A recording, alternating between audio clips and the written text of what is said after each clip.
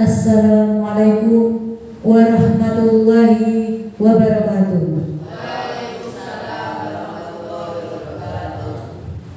A'udzu billahi minasyaitonir rajim. Bismillahirrahmanirrahim.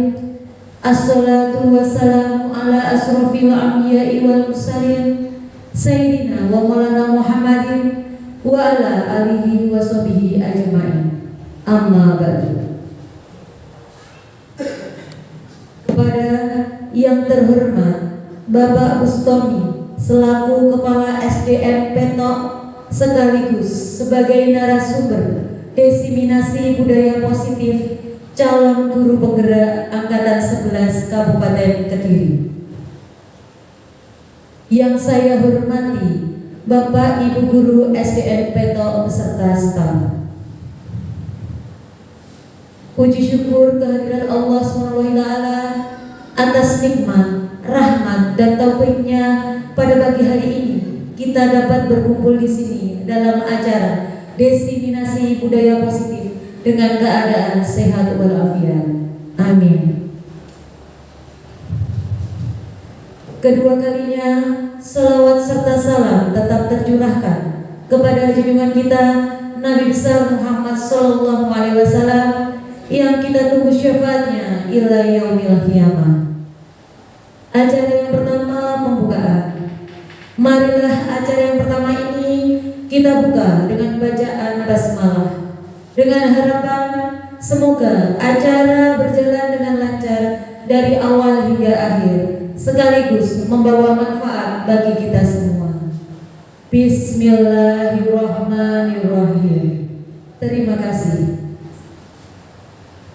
Acara yang selanjutnya yaitu penutup disertai doa yang akan disampaikan oleh Bapak Fatkur Rozalil Habibi. Kepada beliau, kepadanya kami haturkan. Assalamualaikum warahmatullahi wabarakatuh.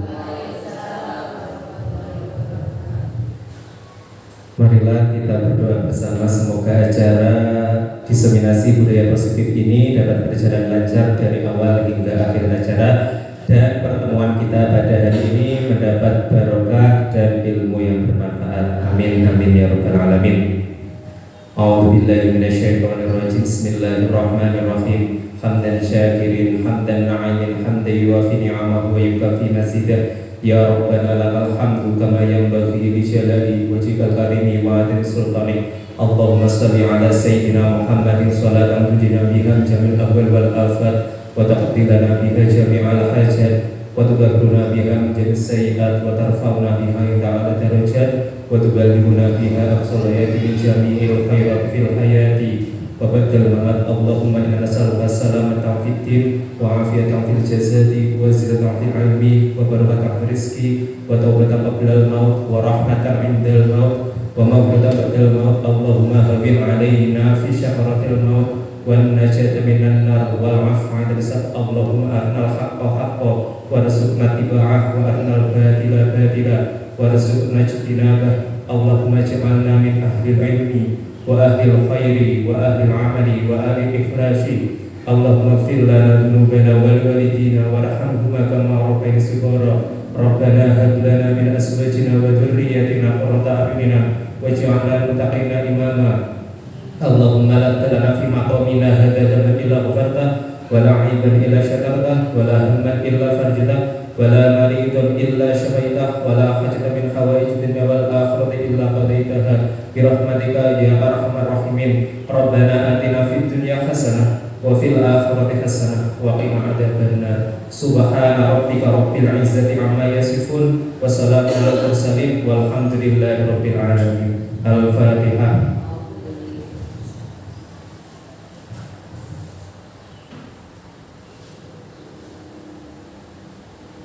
Wassalamualaikum warahmatullahi wabarakatuh.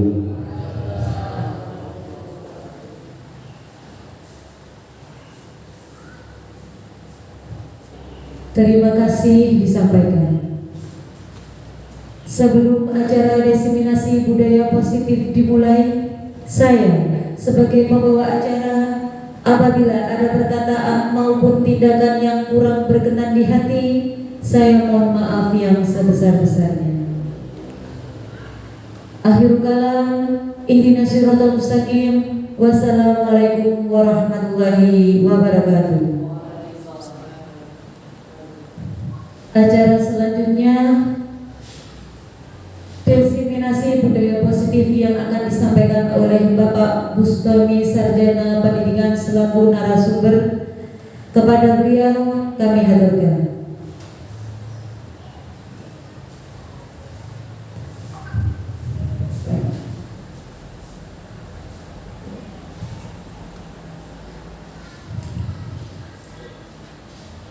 Serupa seperti para pengukir yang memiliki pengetahuan mendalam tentang keadaan kayu, jenis-jenisnya, keindahan ukiran, dan cara-cara mengukirnya.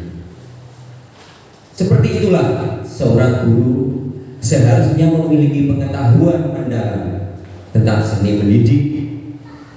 Bedanya, guru mengukir manusia yang memiliki hidup, lahir, dan batin. Saya Bustami, CGP Angkatan 11, kelas 235A, Kabupaten Kediri. Assalamualaikum warahmatullahi wabarakatuh. Yang saya hormati Bapak dan Ibu pendidik Sekolah Dasar Negeri Petok, Kecamatan Mojo. Puji syukur dari Allah Subhanahu wa Ta'ala yang mana pada siang hari ini kita masih diberi kesehatan lahir dan batin sehingga kita bisa berada di ruangan ini dengan keadaan tak kurang suatu alam.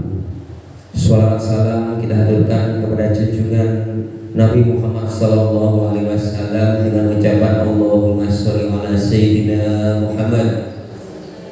Semoga dengan bersolawat kita nantinya akan diakui sebagai umatnya dan mendapat syafaat yaumul qiyamah. Amin amin ya rabbal alamin. Bapak dan Ibu, izinkan saya pada pertemuan kali ini untuk mendiseminasi budaya positif. Yang pertama, saya mengucapkan terima kasih kepada panjenengan semua di tengah-tengah kesibukan panjenengan untuk mendidik anak-anak. Panjenengan masih mempunyai kesempatan, memberikan kesempatan kepada saya untuk menyampaikan budaya positif.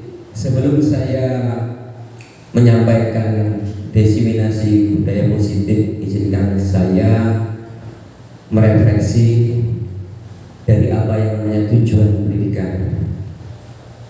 Menurut Ki Hajar Dewantara, tujuan pendidikan adalah menuntun segala kodrat yang ada pada anak-anak agar mereka dapat mencapai keselamatan dan kebahagiaan yang setinggi-tingginya, baik sebagai manusia maupun sebagai anggota masyarakat. Oleh sebab itu, pendidik itu hanya dapat menuntun tubuh atau hidupnya kekuatan kodrat yang ada pada anak-anak agar dapat memperbaiki lakunya, bukan dasarnya. Hidup dan tumbuhnya kekuatan kodrat anak-anak. Bapak Ibu silahkan mengeluarkan HP-nya untuk menyekan barcode yang ada di depan. Saya akan memberikan beberapa pertanyaan pemantik.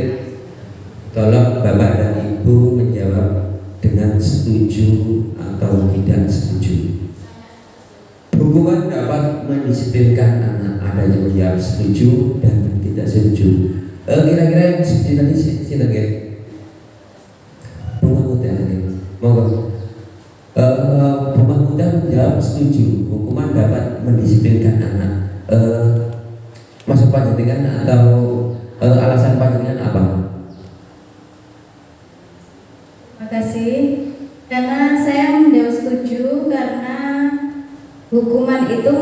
memberikan efek jerah kepada anak sehingga anak bisa menjadi lebih disiplin. Terima kasih, silakan teman. Hukuman dapat membuat anak menjadi jerah dan akhirnya dia tidak akan kembali mengulang lagi. Maksudnya begitu ya. Kemudian jawaban yang tidak setuju. Mau Pak Kim? Alasan Pak dengan menjawab tidak setuju. Terima kasih sebelumnya. Saya menjawab tidak setuju karena kadang hukuman yang diberikan kepada anak itu membuat mereka membuat mereka trauma. Jadi kadang anak akan takut bukan karena mereka sadar diri, tapi karena takut apa ya Pak? Karena diri mereka takut ada personalnya guru. Terima kasih. Terima kasih Pak Gede. Dengan hukuman anak menjadi trauma atau takut. Oke, mohon disimpan dulu semua jawabannya. Kemudian untuk pertanyaan nomor 2, pemberian hukuman dengan hal positif seperti membaca atau membersihkan halaman sekolah dapat meningkatkan disiplin anak. Setuju atau tidak setuju? Saya setuju. Setuju.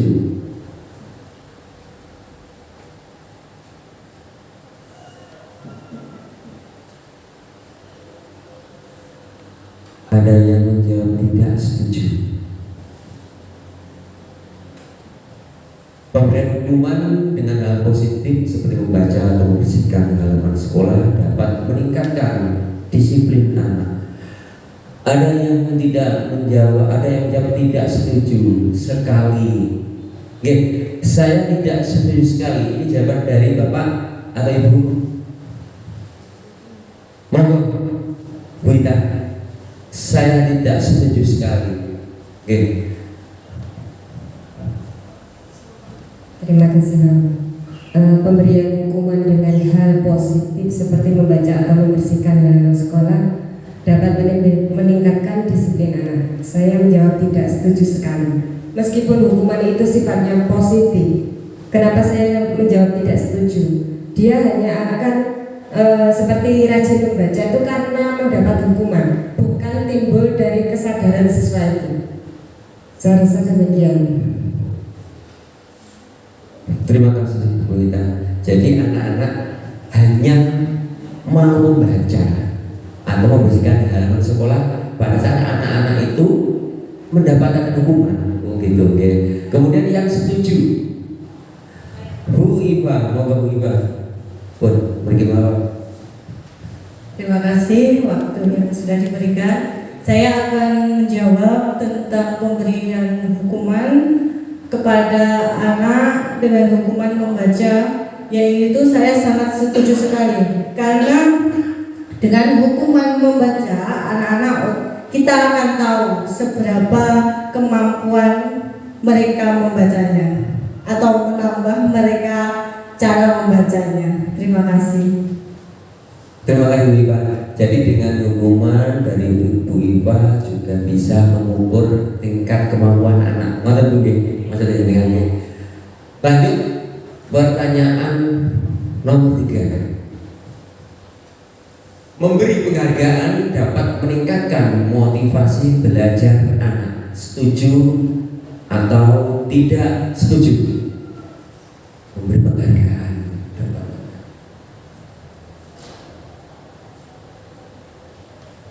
Tidak setuju dong.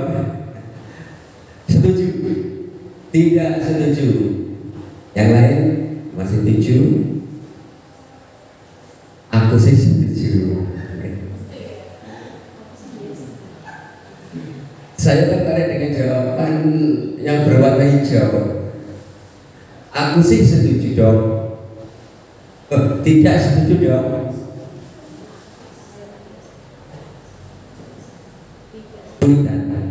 Monggo kita tidak setuju. Memberi penghargaan. Terima kasih. Menurut saya memberi penghargaan itu Tidak setuju Pak untuk meningkatkan motivasi anak, karena membuat anak-anak yang lain itu akan merasa minder. Mata, gitu. Jadi menurut Bu Intan, bila salah satu anak misalkan di dalam satu kelas itu diberi penghargaan yang peringkat satu saja, berarti yang lain bisa menjadi minder gitu. Itu jawaban yang tidak setuju dari Bu Intan. Kemudian ada yang menjawab setuju. Cinta tinggal Pak Habibie, monggo Pak Habibie. Alasan panjenengan menjawab setuju dengan pemberian penghargaan. Terima kasih atas waktu yang telah diberikan. Menurut saya, memberi penghargaan dapat meningkatkan motivasi belajar anak. Saya setuju. Karena apa? Ketika anak diberi penghargaan, otomatis akan meningkatkan rasa percaya diri mereka untuk terus meningkatkan prestasi ke depannya. Namun di dalam pemberian penghargaan mungkin ada plus minusnya juga Pak. Minusnya mungkin tadi anak merasa minder, namun dampak positifnya juga tetap kita rasakan. Jadi daya saing antar anak untuk menunjukkan prestasi itu akan terus meningkat dari hari ke hari. Jadi itu pendapat saya. Jadi mungkin penghargaan tidak hanya untuk juara 1, 2, atau 3 saja, tapi mungkin kita berikan permen atau apa untuk seluruh anak, itu juga wujud penghargaan kita bahwa anak itu telah mengikuti pembelajaran kita dengan baik. Seperti itu. Terima kasih. Terima kasih Pak Habibie. Tepuk tangan punya Pak dengan semuanya yang sudah memberikan pendapat masing-masing. Menurut Pak Habibie setuju karena bisa meningkatkan motivasi. Selain yang diberi penghargaan atau tidak, tinggal bagaimana kita menyampaikan kepada anak-anaknya. Terima kasih Bapak dan Ibu. Untuk selanjutnya kita masuk ke dalam materi budaya positif. Apakah itu budaya positif? Mungkin ada bisa menyampaikan apakah itu budaya positif? Agiken monggo. Terima kasih sebelumnya Pak. Menurut saya budaya positif adalah pembiasaan kepada anak untuk terus-menerus melakukan kegiatan-kegiatan yang bersifat positif dalam kehidupan mereka sendiri Pak. Terima kasih. Terima kasih Pak Agiken. Yaitu sebuah kegiatan yang dilakukan oleh anak, tentunya adalah kegiatan positif yang dilakukan secara terus-menerus, yang mungkin menurut Pak Gigi nantinya akan menjadi sebuah budaya atau kebiasaan yang baik. Kemudian ada yang menambahkan, Pak Habibie, mohon.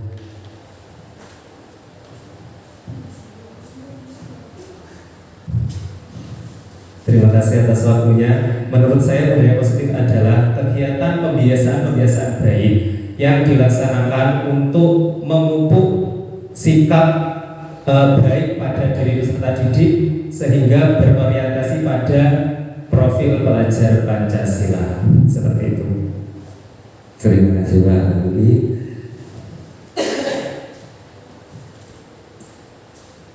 Untuk selanjutnya, apakah budaya positif? Tentunya yang ada di sekolah.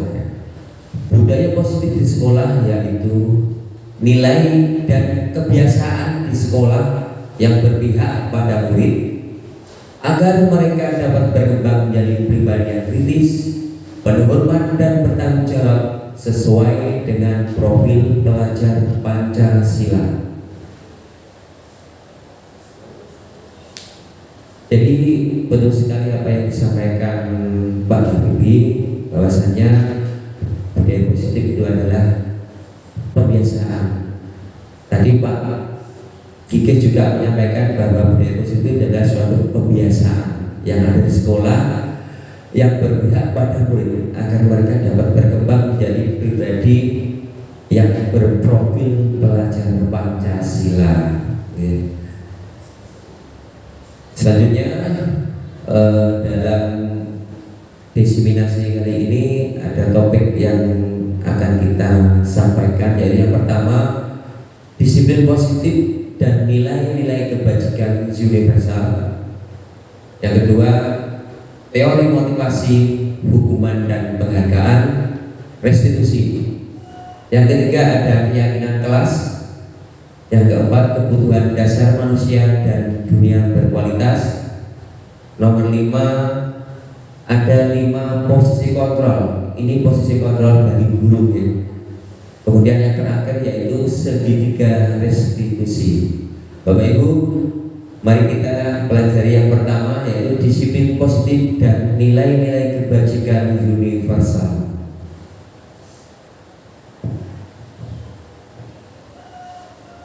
Untuk yang pertama, kalau Bapak Ibu berpasangan di satu meja ya, yang salah satunya nanti memegang sobekan kertas yang berisikan tulisan sesuatu yang sangat berharga yang menurut Anda pandangan tulis di sobekan kertas itu, dan nantinya pandangan genggam setelah kertas sobekan tadi panjenengan tulis sesuatu yang sangat berharga bagi Anda, lalu kita itu pandangan genggam sekuat-kuatnya dengan segala daya. Kemudian teman Anda nanti akan mencoba dengan berbagai cara agar genggaman tangan panjenengan nanti terbuka atau Anda mau membukanya. Teman Anda bisa dengan cara membujuk, mengancam, menghardik, merayu, menyuap, apa saja agar dapat membuka kepalan tangan Anda. Sampun, monggo Bu Mahmudah tangannya digenggam, mengepalkan tangannya. Kemudian Bu Iva, silakan upaya panjenengan untuk agar Bu Mahmudah itu mau membuka atau memberikan kertas sobekan yang beliau genggam itu kepada Anda. Menjadikan rayu boleh, panjenengan ancam juga boleh, menyuap juga boleh. Monggo.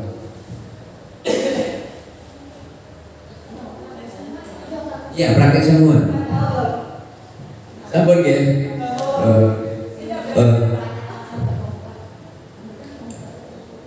Tadi yang pasangan yang keempat Bu Mahmudah sama Bu Iva.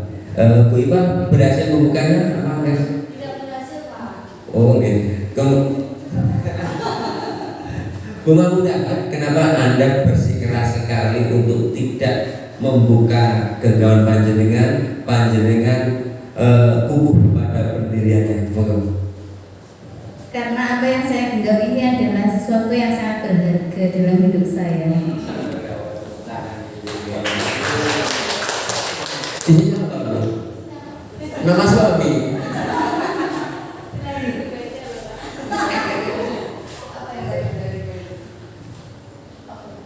Keimanan.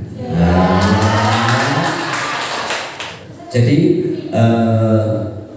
ada teori kontrol atau teori pilihan yang ditemukan oleh Dr. William Glasser, yaitu sebenarnya Anda tidak bisa mengontrol orang lain, hanya Anda yang bisa mengontrol diri Anda. Kemudian semua perilaku memiliki tujuan. Model berpikir menang-menang, kolaborasi dan konsensus menciptakan pilihan-pilihan baru. Yang terakhir, realitas atau kebutuhan kita berbeda. Kita berusaha memahami pandangan orang lain tentang dunia. Setiap orang memiliki gambaran yang berbeda. Apakah makna disiplin yang sering kita sampaikan kepada anak didik kita di kelas ataupun pada saat di halaman sekolah? Mari kita ciptakan disiplin kelas, disiplin waktu. Kira-kira apa Bapak Ibu? Disiplin itu artinya patuh, taat peraturan. Nggih, leres. Ada yang lain? Disiplin, patuh, taat peraturan. Nah, ini sebenarnya apakah mana disiplin itu? Disiplin berasal dari bahasa Latin, yaitu disiplina, yang artinya belajar. Makna asal dari kata ini berkonotasi dengan disiplin diri dari murid-murid, sekretaris dan pelaku.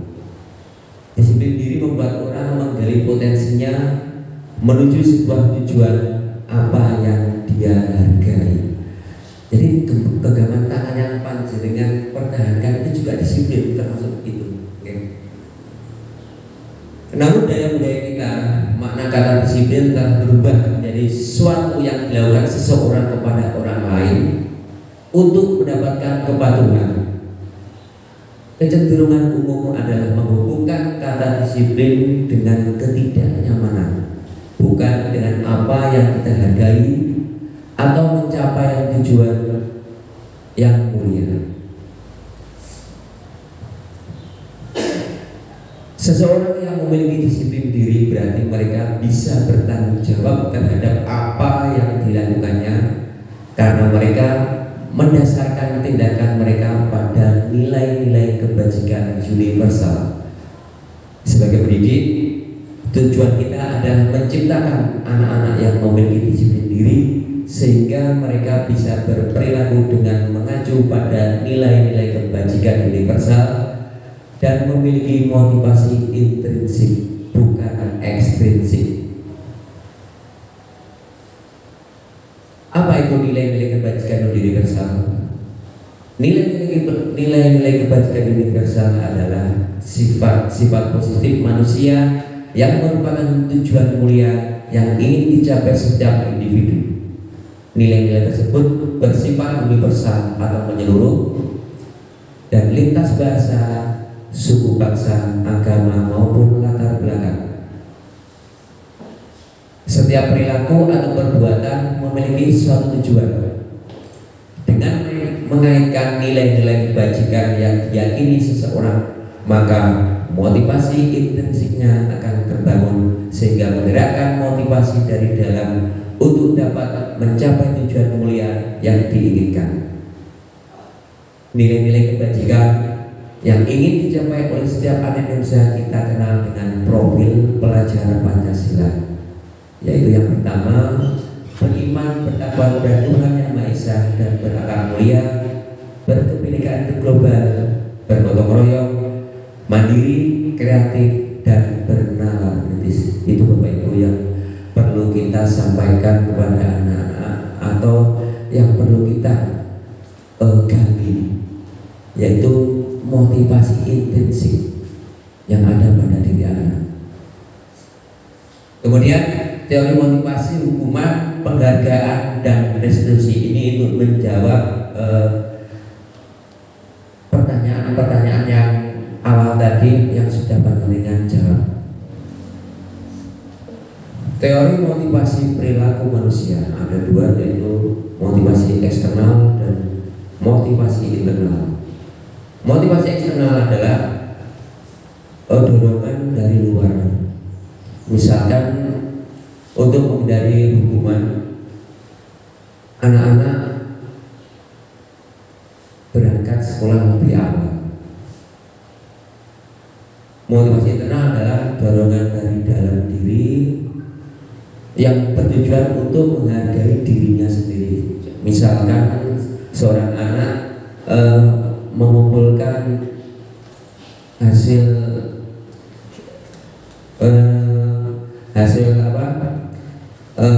pekerjaan rumahnya dengan waktu yang ditentukan oleh guru, itu dia menggunakan motivasi internal.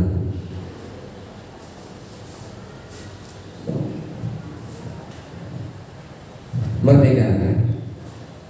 Apa yang disebut merdeka? Menurut Ki Hajar Dewantara, merdeka itu artinya tidak hanya terlepas dari perintah, akan tetapi juga cakap buat memerintah diri sendiri. Didukung oleh penghargaan, bahwa penghargaan berlaku sama dengan hukuman, dalam arti meminta atau membujuk seseorang melakukan sesuatu untuk memenuhi suatu tujuan tertentu dari orang yang meminta atau membujuk. Dorongannya eksternal dari dan akan ada faktor ketergantungan. Beberapa dampak dari pemberian penghargaan ada jangka pendek dan jangka panjang. Penghargaan menghukum, penghargaan mengurangi ketepatan, penghargaan tidak efektif, penghargaan merusak hubungan. Contoh penghargaan merusak hubungan, misalkan kita memberikan penghargaan, kita sebagai wali kelas, kita memberikan penghargaan kepada anak yang mendapat nilai bagus, yang mendapat peringkat 1, 2, dan 3. Mereka kita kasih penghargaan atau kita beri sebuah hadiah kepada anak-anak tersebut. Lalu bagaimana perasaan anak-anak yang tidak mendapat hadiah tersebut? Nah, itu namanya penghargaan merusak hubungan. Jadi di sini penghargaan itu pun artinya sama dengan hukuman. Dihukum oleh penghargaan. Penghargaan menurunkan kualitas, penghargaan mematikan kreativitas, penghargaan mengurangi motivasi intrinsik. Ini yang nomor 3, penghargaan mengurangi motivasi intrinsik. Jadi anak-anak, kalau kita beri hadiah, kita iming-iming hadiah, kamu nanti kalau mendapat ini bagus, kamu akan saya beri nilai yang bagus, atau kamu akan saya beri hadiah. Ini anak-anak akan berusaha mendapatkan nilai bagus. Karena apa? Karena ada dorongan eksternal, bukan internal. Nah, dengan penghargaan, betul sekali apa yang disampaikan oleh penemunya, penghargaan mengurangi motivasi intrinsik. Jadi Anda sudah tahu kan jawaban panjenengan yang pertanyaan pemantik awal tadi. Terus kalau penghargaan kepada anak didik itu tidak diberikan, atau penghargaan itu sebenarnya ada hukuman, apa yang kita berikan kepada anak-anak?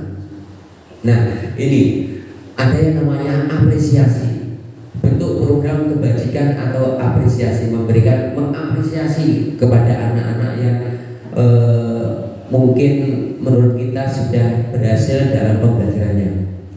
Dalam memberikan apresiasi atau pengakuan perlu diingat beberapa hal.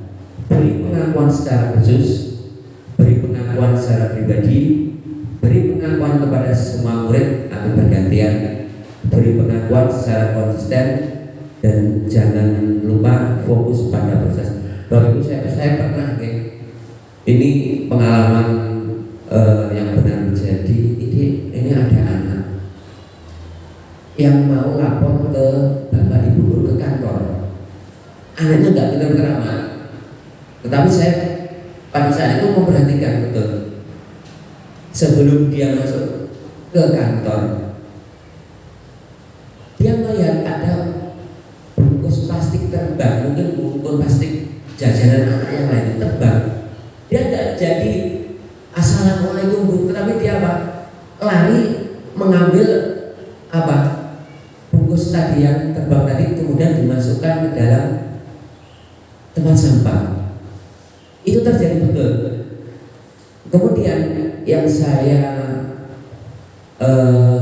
sesali, saya tidak memberikan suatu apresiasi kepada anak itu secara pribadi ataupun konsisten. Mungkin anak itu karena kita abaikan perbuatannya atau kebaikannya itu, mungkin hari ini anak itu sudah tidak melakukannya. Itu sebenarnya sangat bagi saya itu sangat mengapresiasi bahwa dia itu sangat peduli lingkungan. Tapi saya melakukan kesalahan itu. Contoh pengakuan apresiasi kebajikan dalam situasi pada saat ada anak menolong murid baru di kelasnya, kita bisa menyampaikan kepada anak tersebut, kemarin saya perhatikan kamu menolong teman kamu ya. Saya rasa empati besar sekali. Itu kata-kata atau apresiasi yang kita sampaikan kepada anak-anak. Kemudian ada pada saat kita atau anak itu membantu teman-temannya di dalam tugas kelompok, kemudian kita memberikan apresiasi kepada anak-anak tersebut. Saya menghargai sikap kamu pada saat kalian ada di kelompok, membantu teman kamu yang kesulitan. Ternyata kepedulianmu besar sekali. Yang ketiga, pada saat memungut kertas-kertas yang berserakan di lantai, kita sampaikan kepada anak tersebut ucapan terima kasih, dan juga kita sampaikan kepada anak itu, kamu sudah mempunyai sikap tanggung jawab di kelas. Kita lanjut Bapak dan Ibu, perbedaan hukuman dan konsekuensi. Hukuman, sesuatu yang menyakitkan harus terjadi. Konsekuensi, sesuatu harus terjadi. Pada hukuman, membuat anak sakit fisik maupun hati untuk jangka waktu lama. Anak akan membenci kedisiplinan, karena dengan hukuman adalah suatu paksaan bagi anak tersebut. Kemudian anak mendorong menyakiti dirinya sendiri. Hukuman adalah konsep diri yang buruk. Anak belajar untuk menyembunyikan kesalahan. Akhirnya dengan adanya hukuman, anak-anak itu mungkin pada akhirnya akan belajar berbohong dan ibu.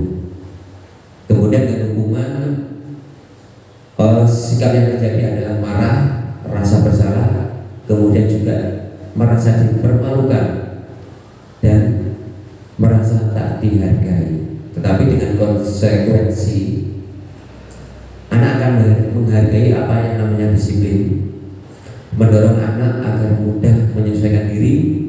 Konsep diri yang baik, anak belajar untuk mematuhi peraturan.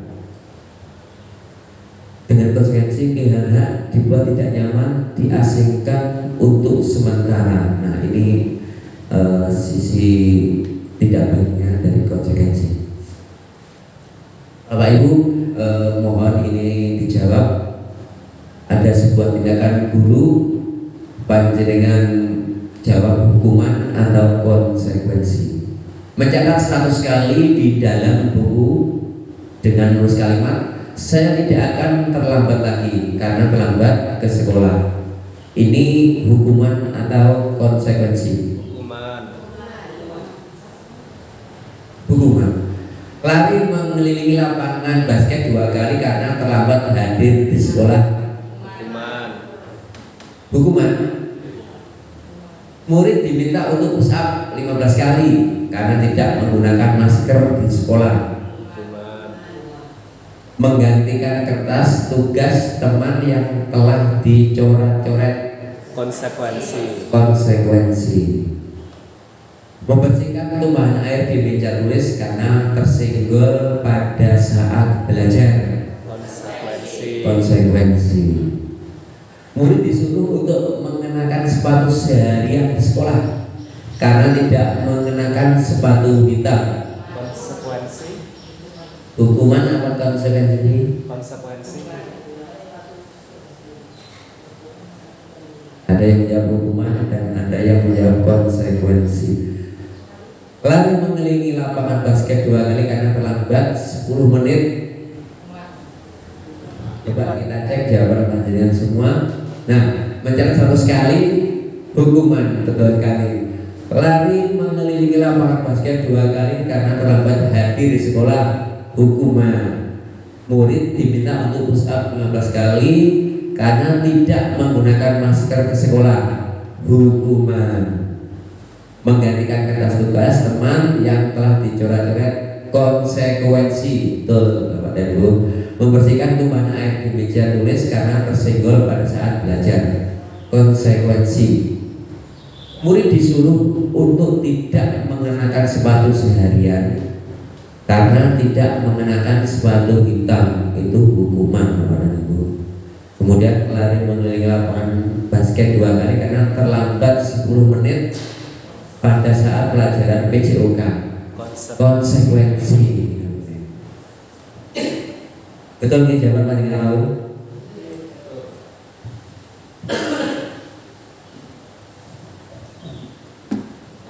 Kita lanjut Bapak dan Ibu. Ini adalah materi apa itu restitusi. Restitusi adalah proses menciptakan kondisi bagi murid untuk memperbaiki kesalahan mereka sehingga mereka bisa kembali pada kelompok mereka dengan karakter yang lebih kuat. Restitusi juga merupakan proses kolaboratif yang mengajarkan murid untuk mencari solusi untuk masalah mereka dan membantu murid berpikir tentang orang seperti apa yang mereka inginkan dan bagaimana mereka harus memperlakukan orang lain.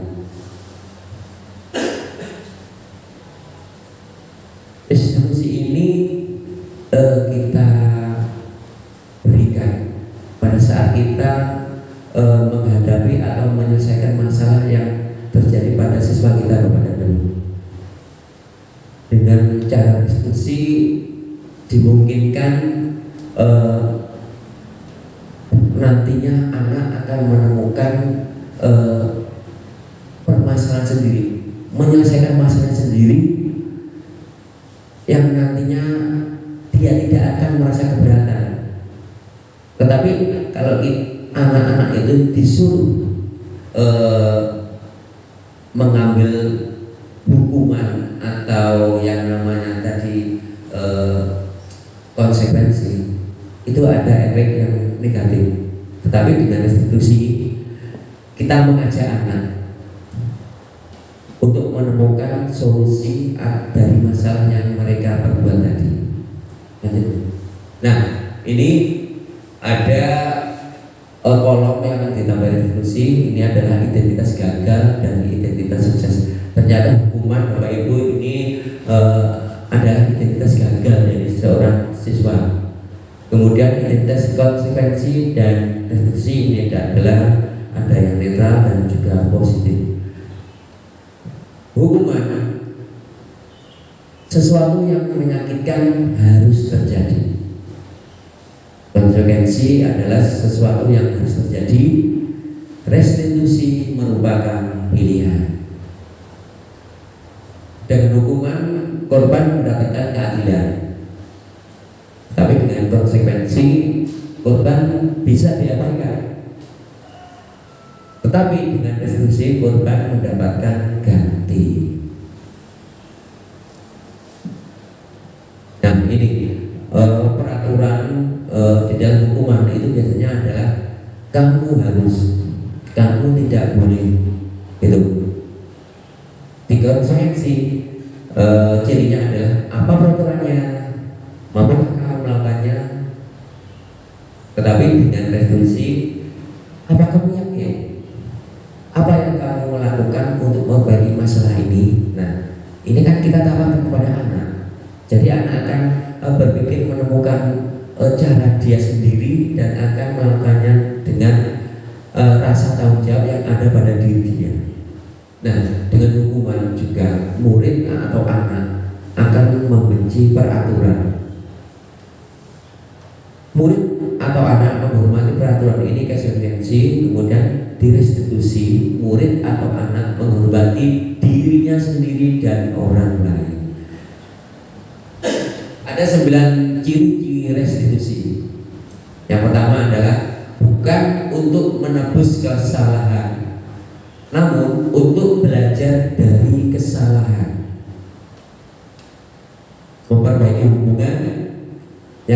adalah tawaran, bukan paksaan. Yang keempat, restitusi menuntut untuk melihat ke dalam diri. Restitusi mencari kebutuhan dasar yang mendasari tindakan. Yang keenam, restitusi diri adalah cara yang paling baik. Restitusi fokus pada karakter, bukan tindakan. Kemudian restitusi fokus pada solusi. Yang terakhir, restitusi mengembalikan murid yang berbuat salah kepada kelompoknya. Nah, Bapak dan Ibu, ini ada keyakinan kelas. Apa itu keyakinan kelas? Mengapa tidak peraturan? Mengapa harus keyakinan? Ini sebenarnya apa, Bapak Ibu? Ini perbedaan antara internal dan eksternal saja.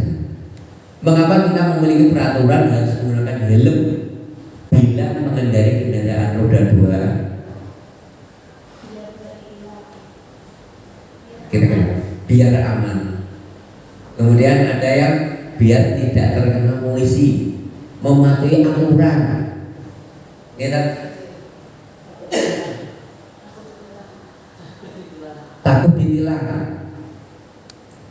Ini kira-kira dorongan atau motivasi eksternal atau internal? Kalau takut ditilang, dimarahi polisi, eksternal betul. Tapi kalau kita punya pemikiran, kalau saya memakai helm, pastinya nanti saya akan merasa aman demi keselamatan diri saya dari polusi udara. Ini adalah dorongan dari hati kita atau yang namanya motivasi intrinsik. Mengapa kita memiliki peraturan 3M, menggunakan masker, mencuci tangan dan menjaga jarak 1,5 meter biar tidak terkena COVID, betul. Terus ini dorongan dari eksternal ya. Karena itu juga sebuah aturan pada saat pandemi kemarin. Tetapi kalau kita sadar bahwasannya menggunakan masker, mencuci tangan dan menjaga jarak 1,5 meter untuk menjaga kesehatan, ini adalah yang muncul pada diri kita adalah dorongan dari dalam atau internal. Mengapa kita memiliki peraturan harus datang tepat waktu pada saat mengikuti pelatihan? Atau mengapa kita harus datang sebelum jam 7 pada saat kita berangkat sekolah atau bahkan bekerja? Biar tidak kena tegur kepala sekolah. Terburu-buru biar tidak terlambat absen. Kira-kira kamu internal atau eksternal? Eksternal. Jadi keyakinan lebih menggerakkan seorang dibandingkan mengikuti serangkaian peraturan-peraturan. Nah, peraturan kelas mungkin ini akan berpengaruh di satu kelas itu saja dibandingkan dengan keyakinan kelas. Oke. Kemudian dengan keyakinan kelas kita akan menciptakan lingkungan yang positif di dalam lingkungan sekolah ini yang akhirnya akan menjadi budaya positif di dalam suatu lingkungan belajar. Bapak Ibu, yang mana yang merupakan keyakinan kelas? Yang berwarna hijau atau yang berwarna putih? Monggo dicermati dulu. Putih. Kesepakatan kelas, datang tepat waktu, ucapkan salam, menjaga kebersihan sekolah, berdoa sebelum dan sesudah kegiatan, aktif dalam pembelajaran, tertib. Yang sebelahnya, kami guru dan murid yang saling menyayangi. Kami murid yang semangat belajar, kami murid yang peduli dengan teman-teman. Yang mana Bapak Ibu? Yang putih ya, buat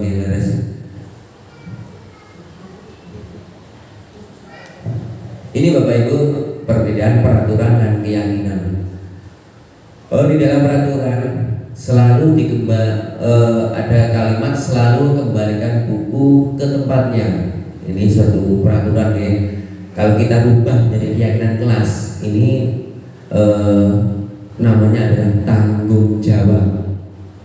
Dilarang mengganggu orang lain. Keyakinan kelasnya adalah menghormati orang lain. Hadir di sekolah 15 menit sebelum pembelajaran dimulai. Menghormati orang lain, berkomitmen, ini keyakinan kelasnya. Dilarang melakukan kekerasan. Keyakinan kelasnya adalah keselamatan, menghormati orang lain. Di dalam peraturan dilarang menggunakan narkoba. Keyakinan kelasnya adalah kesehatan. Bergantian atau menunggu giliran. Ini adalah peraturan Bapak Ibu. Menghormati orang lain dan bersabar, ini keyakinan. Gunakan masker.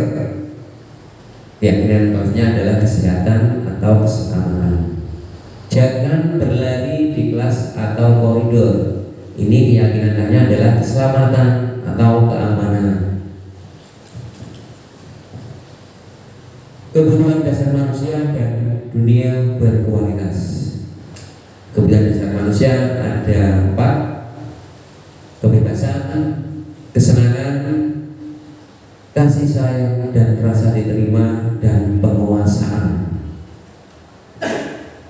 Kebutuhan bertahan hidup ini meliputi kesehatan, rumah, makan, rasa aman. Kebutuhan kasih sayang dan rasa diterima meliputi keinginan untuk tetap terhubung dengan warga, teman, pasangan, dan orang lain. Kemudian ada kebutuhan penguasaan, menjadi mampu, menjadi terampil, diakui prestasi, dan menjadi pemimpin. Kemudian ada kebutuhan kebebasan. Apa saja itu? Kebutuhan akan kemandirian, suka mencoba-coba, ingin banyak bergerak. Kemudian terakhir ada kebutuhan kesenangan, bermain, tertawa, bahagia, atau hiburan. Ini adalah kebutuhan manusia Bapak Ibu. Liburan ada ya. Kemudian ini ada 5 posisi kontrol. Ini adalah posisi kontrol dari bagi Bapak dan Ibu guru ya. Ada penghukum, ada pembuat rasa bersalah, ada yang sebagai teman, sebagai pemantau, dan manajer. Moga Bapak Ibu dicermati kalimat-kalimatnya. Kita pada saat ini berada di posisi kontrol yang mana? Nah, okay. Ini ada ciri-cirinya Bapak Ibu. Bila kita berada di posisi kontrol penghukum, ini biasanya Bapak dan Ibu itu sukanya menunjuk-nunjuk, beranjak pinggang, mangkrek ya, membentak, hukuman verbal atau fisik. Nah, ini posisi kontrol guru sebagai penghukum. Kemudian posisi kontrol guru sebagai pembuat rasa bersalah. Suaranya cenderung lembut, halus, yes, tenang, tetapi kata-katanya menyalahkan murid. Guru akan menyatakan rasa kesalahan ada pada murid dengan membuat guru menderita. Misalkan bagaimana Bapak?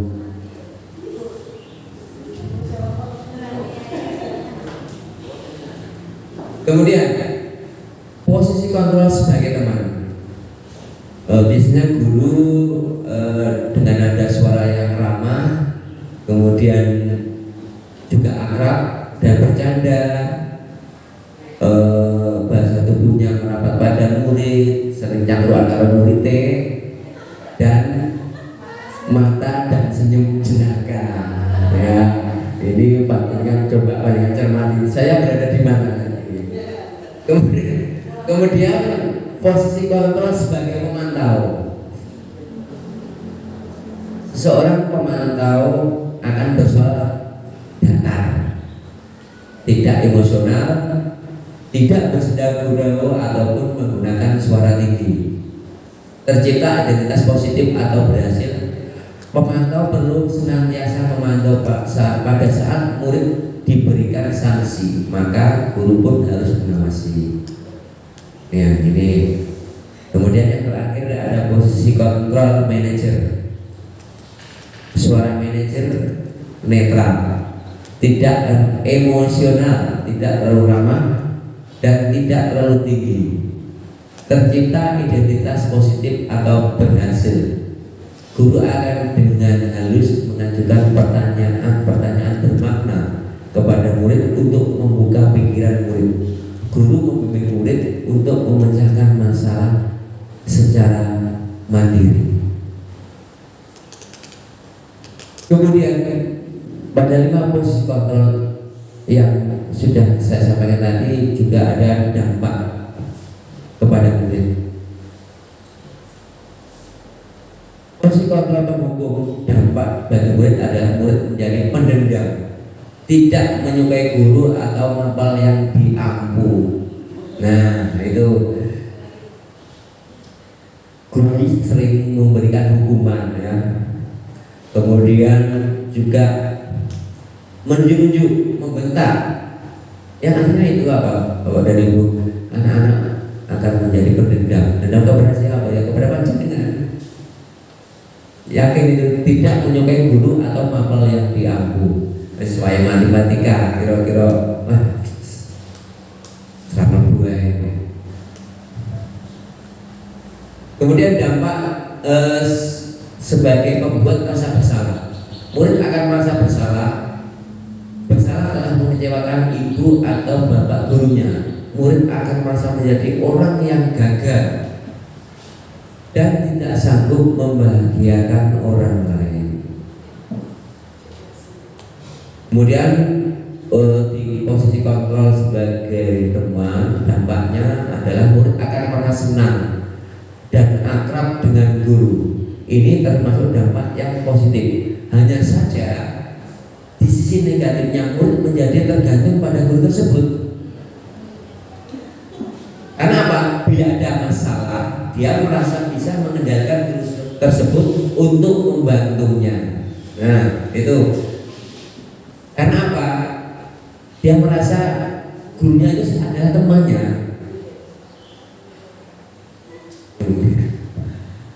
Akibat lain dari posisi teman, anak hanya akan berbuat sesuatu bila yang menyuruh adalah guru tersebut. Itu, dan belum tentu berlaku yang sama dengan guru atau orang lain. Tuh, oke. Kemudian sebagai pemantau, kontrol guru sebagai pemantau dampaknya kepada murid adalah murid akan menghitung konsekuensi dan hadiah tanpa memahami sepenuhnya nilai kebajikan yang dituju, tidak sepenuhnya mandiri. Nah, ini tadi yang kita bahas tadi. Jadi hanya ada dorongan dan supaya itu eksternal, bukan dari diri sendiri. Kemudian yang terakhir adalah dampak kontrol sebagai manajer. Murid mandiri, percaya diri, dapat memecahkan masalah. Nah, Bapak Ibu, sekarang monggo kita pilih panjenengan semua mencoba untuk sebagai posisi kontrol sebagai manajer ya. Jangan sebagai teman. Bapak Ibu, ini ada contoh 5 posisi kontrol. Yang pertama adalah sebagai hukum, menghardik, menunjuk, menyakiti, menyindir. Kalau kamu tidak melakukannya, awas ya, rasakan. Kemudian hasilnya adalah memberontak, menyalahkan orang lain dan berbohong. Nah, ini kaitan dengan dunia berkualitas. Murid meletakkan guru di luar dunia berkualitas. Kemudian murid akan berkata, biarkan saja, nanti juga marah-marah lagi. Nah, kemudian dampak pada murid mengulangi kesalahan. Nah, karena sudah terbiasa dimarah-marahi, tidak takut. Kemudian pembuat rasa bersalah, guru berbuat atau berceramah dan mengatakan seharusnya ibu kecewa, kamu seharusnya kamu sudah tahu, ibu telah sekali mengatakannya, ibu stres. Hasilnya apa? Menyembunyikan, menyangkal, berbohong. Tidak tentu. Kaitan dengan dunia berkualitas, murid meletakkan guru di dalam dunia berkualitas. Murid akan berkata, maafkan saya guru. Dampaknya pada murid apa bu? Merasa rendah diri. Nah itu. Kemudian persoalan yang ketiga, guru memberikan alasan-alasan untuk muridnya. Guru akan berkata, ayo lakukan demi ibu. Masa kamu tidak mau? Ingat, tidak ibu pernah bantu. Hasilnya adalah ketergantungan. Murid meletakkan guru di sebagai orang yang sangat penting di dunia berkualitas. Murid akan berkata, saya pikir bapak atau ibu teman saya, ternyata begitu. Dampaknya ada lemah, tidak mandiri, dan akhirnya tergantung. Kemudian posisi kontrol sebagai pemantau, menghitung dan mengukur. Guru akan berkata, apa peraturannya? Hasilnya adalah menyebutkan diri bila diawasi. Jika tidak ada gurunya, mungkin mereka akan tidak memenuhi peraturan. Kaitan dengan dunia berkualitas, murid meletakkan guru, peraturan, dan hukum di dunia berkualitas. Murid akan berkata, berapa banyak bintang yang saya harus peroleh, berapa halaman yang harus saya tulis. Dampak pada murid adalah menitik beratkan pada sanksi atau hadiah untuk dirinya. Kemudian yang terakhir yaitu manajer mengajukan pertanyaan-pertanyaan, misalkan apa yang kita yakini, apa yang bisa aku kerjakan untuk memperbaiki masalah ini. Hasilnya adalah menguatkan pribadi anak. Kaitan dengan dunia berkualitas, murid meletakkan dirinya sebagai individu yang positif dalam dunia berkualitas. Murid akan berkata, bagaimana caranya saya agar bisa memperbaiki keadaan. Dampak pada murid adalah mengevaluasi diri, bagaimana cara memperbaiki diri. Bapak dan Ibu, jika panjenengan berada di posisi penghukum atau pembuat merasa bersalah, berarti panjenengan berada di identitas gagal. Karena apa? Karena ada kontrol dari luar, yaitu anak akan hanya menghindari hukuman. Kemudian jika panjenengan berada di posisi kontrol teman atau pemantau, Anda sudah berada di identitas berhasil atau sukses, namun ini masih berada kontrol dari luar, karena anak-anak hanya mengharap imbalan atau ketergantungan pada orang lain. Tetapi kalau panjenengan sudah berada di posisi kontrol manajer, identitas ada berhasil atau sukses, karena dengan posisi kontrol manajer yang terjadi adalah kontrol diri. Jadi anak akan menghargai dirinya sendiri. Monggo sekarang panjenengan pilih Anda menginginkan berada di posisi yang mana.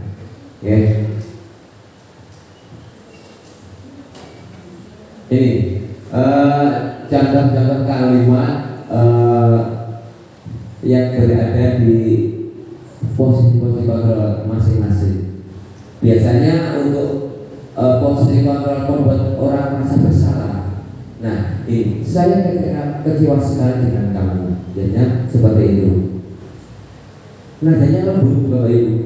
Tapi ada kalimat seperti saya kecewa sekali dengan kamu. Kemudian untuk posisi kontrol penghukum, Ini biasanya kalimatnya adalah kamu tidak pernah benar melakukannya. Nah, ini namanya penghukum. Kemudian posisi kontrol sebagai teman. Nah, ada ayolah lakukan demi Bapak. Nah, ada kata-kata lakukan demi Bapak atau Ibu. Ini posisi kontrol sebagai teman. Oke, posisi kontrol teman-teman ini kalimatnya adalah apakah kamu mau mendapatkan stiker bintang hari ini. Nah, ini sebagai pemantau. Kemudian posisi kontrol manager, bagaimana kamu bisa menyelesaikan masalah ini. Kemudian yang terakhir sebagai penghukum, kamu selalu yang paling terakhir, kamu selalu dan selalu, ini biasanya kita pakai sebagai penghukum seperti itu. Nah, berkaitan dengan posisi kontrol ini, kita akan mempelajari tentang segitiga restitusi. Segitiga restitusi yang pertama adalah menstabilkan identitas, yang kedua adalah kualitas kebutuhan, dan yang terakhir adalah menanyakan keyakinan. Nah, ini yang pertama adalah menstabilkan identitas. Untuk membuat anak yang merasa gagal karena berbuat salah menjadi positif terhadap dirinya. Guru berkata, berbuat salah itu adalah hal yang manusiawi atau wajar. Tidak ada manusia yang sempurna. Bapak dan Ibu juga pernah berbuat salah. Kita pasti bisa menyelesaikan permasalahan ini. Bapak Ibu tidak tertarik untuk mencari tahu siapa yang benar, siapa yang salah. Bapak Ibu lebih tertarik untuk menyelesaikan masalah. Kalau kamu menyatakan dirimu sendiri terus menerus, apakah kamu bersikap baik pada dirimu sendiri? Nah, ini cara-cara untuk menstabilkan identitas. Ini kita lakukan pada saat kita menyelesaikan masalah kepada anak kita loh. Kemudian untuk langkah yang kedua yaitu adalah validasi kebutuhan. Validasi kebutuhan membantu murid mengenali basic atau kebutuhan dasar yang ingin dipenuhinya. Ketika melakukan kesalahan, pada dasarnya setiap tindakan manusia tujuannya adalah memenuhi kebutuhan dasar, apakah itu penguasaan, kebebasan, kasih sayang, dan rasa diterima, kesenangan, atau penguasaan. Guru akan berkata, kamu bisa saja melakukan hal yang buruk, tapi kamu tidak melakukan. Kamu pasti punya alasan mengapa melakukannya. Apa yang penting bagi kamu? Kamu boleh tetap berusaha menjaga sikap itu, tetapi tambahkan sikap yang lain yang baru. Maukah kamu belajar cara lain untuk mendapat yang kamu butuhkan tanpa harus memukul? Apakah kamu bisa melakukan dengan lebih baik besok pagi? Nah, ini untuk validasi kebutuhan anak. Ini adalah langkah kedua dari segitiga restitusi. Untuk yang terakhir, menanyakan keyakinan. Anak akan melihat kesalahannya dihubungkan dengan norma sosial dan nilai-nilai yang mendasari manusia berinteraksi dengan orang lain. Misalkan menanyakan keyakinan yang ada di kelasnya, seperti itu. Guru berkata, apa nilai yang kita percaya di kelas atau sekolah kita? Nilai-nilai universal apa yang telah kita sepakati? Kelas yang ideal itu seperti apa sih? Kamu ingin jadi anak seperti apa? Apa yang kamu rasakan? Ketika kamu melakukan itu, kamu menjadi orang yang seperti apa? Bapak Ibu, untuk menyelesaikan masalah kepada dari anak yang melakukan mungkin sesuatu yang kurang baik yang ada di sekolah, kita bisa melakukan intervensi 30 detik. Tujuan itu apa? Intervensi ini bisa membantu murid kembali ke tujuan semula dengan cukup singkat dan dengan cara non konfrontatif. Pertanyaan-pertanyaan yang diajukan biasanya dikemukakan oleh seorang pemantau dan manajer. Contohnya adalah, apakah kamu ingin berbuat lebih baik? Apakah saat ini kamu sedang menjadi orang yang sedang kamu inginkan? Apakah kamu bisa mengubah kegiatan atau tingkah laku kamu saat ini menjadi sikap yang lebih baik membantu? Apakah wajar membuat kesalahan? Bisakah kita membaiknya? Apa yang kamu lakukan saat ini sesuai? Kapan kamu siap untuk memulai? Problemnya apa? Sepertinya kamu punya masalah. Saya bisa bantu apa? Saat ini kamu seharusnya berbuat apa? Apa yang bisa saya bantu agar kamu bisa melakukannya? Apakah saya bisa bantu kamu agar dapat segera mulai? Apakah tugas kamu saat ini? Bagaimana kamu ingin diperlakukan pada kegiatan ini? Bisakah kamu melakukannya? Apa yang kamu inginkan? Peraturannya apa? Nah, ini adalah pertanyaan-pertanyaan yang diberikan kepada anak. Bapak dan Ibu, selama pemaparan yang saya sampaikan tadi dari awal sebagai pandangan setelah pandangan tadi menjawab 3 pertanyaan pemantik tadi, kira-kira jawaban mereka tadi sudah sesuai apa belum yang sesuai dengan apa yang pandangan terima di siang ini. Yang pertama adalah hal baru apa yang mengubah paradigma saya yang saya dapatkan. Monggo yang bisa menyampaikan. Oke, Bu Mahmudah. Terima kasih Pak atas waktunya. Hal baru yang mengubah paradigma saya setelah saya mendapatkan pengupahan dari Bapak Biswami adalah diseminasi ini mengubah pola pikir saya bahwa ternyata tidak hanya hukuman tapi ada konsekuensi dan restitusi, dan restitusi itu sangat berpihak kepada peserta didik. Terima kasih Bu Mahmudah, betul sekali. Dengan restitusi kita akan menyelesaikan masalah pada siswa sesuai dengan apa yang diinginkan siswa tersebut. Jadi anak tidak merasa terhukum atau tersakiti. Kemudian yang nomor 2, perasaan apa yang muncul selama mengikuti sesi ini, khususnya mengenai makna disiplin dan motivasi intrinsik? Ada yang mau menyampaikan? Bu Intan, monggo.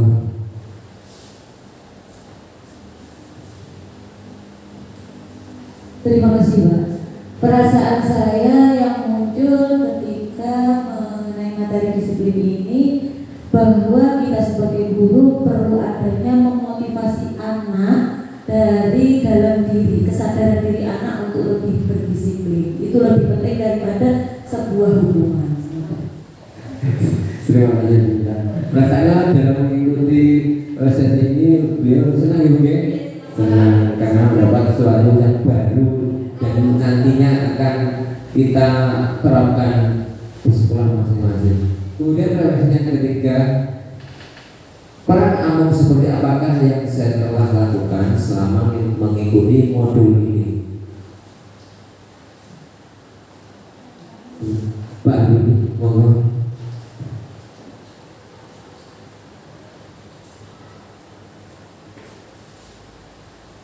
Terima kasih atas waktu yang telah diberikan. Peran Among seperti apakah yang saya telah lakukan selama mengikuti modul ini? Jadi alhamdulillah saya mendapat ilmu baru, yaitu ternyata guru itu memiliki 5 posisi kontrol. Ternyata dari 5 posisi kontrol tersebut saya merasa sudah melaksanakan 3, yaitu penghukum, pembuat rasa bersalah, dan teman. Dan ternyata untuk sampai ke posisi manajer itu saya rasa masih perlu banyak belajar lagi, karena sejatinya guru itu tidak hanya mengajarkan ilmu, tapi harus terus belajar sepanjang hayat. Seperti itu, matur nuwun. Terima kasih Pak Habibie. Perlu saya sampaikan juga bahwasanya 5 positor itu bukan tingkatan Pak, bukan tingkatan. Kita saja yang kita inginkan itu yang di posisi yang mana yang sebaiknya itu. Dan ini dengan kaitannya dengan diskriminasi ini kita belajar berada di posisi pemantau ataupun sebagai posisi manajer. Itu. Kemudian yang terakhir, refleksi kita, saya akan menjadi among yang seperti apakah setelah mengikuti modul ini? Monggo ada yang bisa menyampaikan, Pak, gini, monggo.